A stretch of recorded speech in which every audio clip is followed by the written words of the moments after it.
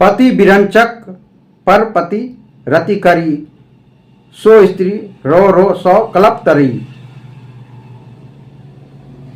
जो स्त्री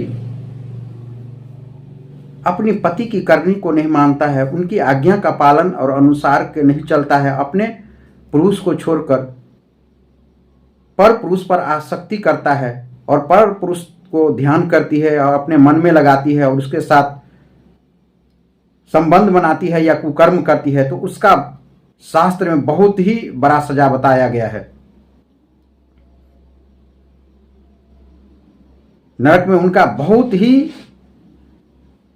बड़ा सजा है। लोहे की गर्म पुरुष को और उसमें सटा दिया जाता है। नरक में उनको लोहे की गर्म पुरुष बना करके और उसमें कई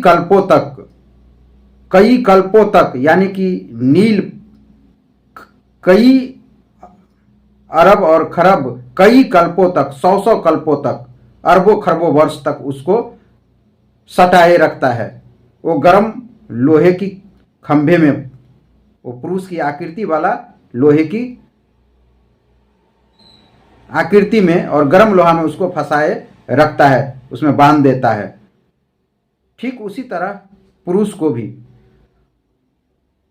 तो पति विरंचक पर पति रति करी, सो स्त्री रो रो सौ कलप तरी।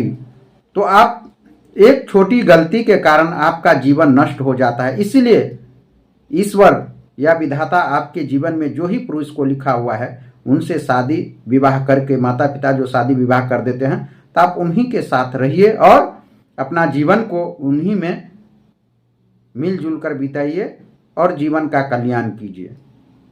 और पर पुरुष पर आसक्ति नहीं दीजिए। किसी लोभस्य पापस्य कारणम, जो स्त्री लोभ में पड़ जाती है वह अपना जीवन को नष्ट कर लेती है। हमने जाना पतंगों के अंजाम से रोशनी में नहाना नहीं चाहिए। एक पतंगा वो ईश्वर की लाइट को, उजाला को समझ करके वह मरकरी की लाइट में या बल्ब की लाइट में जाकर वो लाख हजारों की संख्या में मर जाता है। क्यों? कि वो समझता है यही ईश्वर की लाइट है। ठीक उसी तरह स्त्री को भी जैसा भी पति मिला है उन्हीं के साथ रहकर अपना जीवन यापन करना चाहिए और किसी दूसरे पर पुरुष पर लोभ नहीं करना चाहिए। जो बहुत पैसा वाला है, उसके पास धन दौलत है या बहुत ही सुंदर है, उस पर कभी आसक्ति नहीं देना चाहिए। आपके भाग्य में जो लिखा था आपके पार ब्रह्म में, वो आपको मिल चुका है और उसी में खुश रहिए और लोभ में अपना जीवन को नष्ट नहीं कीजिए, नहीं तो परिणाम आपका बहुत ही भयंकर होगा।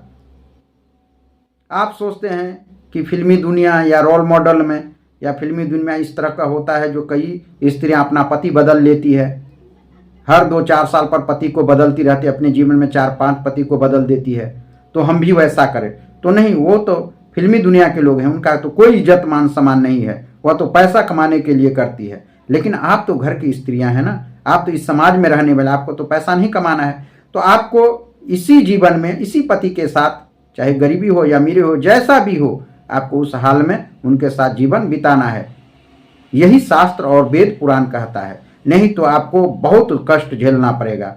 एक गलती के कारण, आपकी एक लोभ के कारण आपको कई अरब वर्ष तक लोहे की पुरुष वाला आकृति के खंभे में गर्म लोहा में आपको सटाया जाएगा।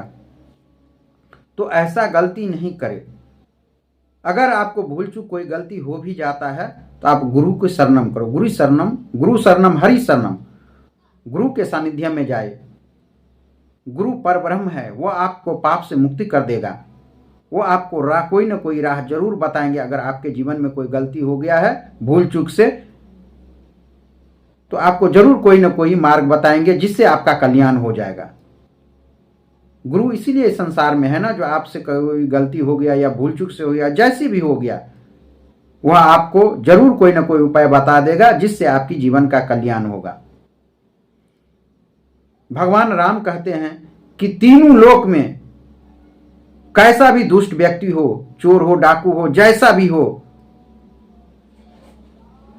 हिंसक व्यक्ति हो, पृथ्वी पर एक भी जगह उनसे हिंसक से बचा नहीं हो।